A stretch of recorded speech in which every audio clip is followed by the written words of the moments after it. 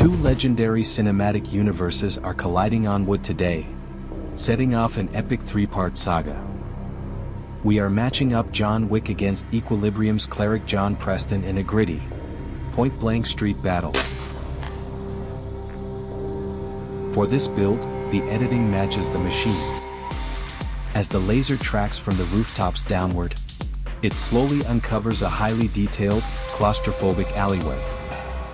This confined space completely scrambles the battlefield math. At this extreme close range, John Wick is locked into his tight center axis relock stance. Meanwhile, Preston uses his signature Gun-Kata angles to calculate the ricochet lines off the brick walls.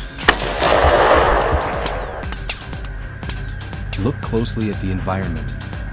The chaotic clutter of the trash bins provides instant deflecting cover. But the real mystery is that smoking manhole cover in the background would grain. A subterranean escape route is wide open. With the alley fully engraved, the tension is at a breaking point. Does precision fail past 30 seconds, or does someone dive into the dark? Preston is about to make his move into the shadows. Subscribe and I'll see you for part 2.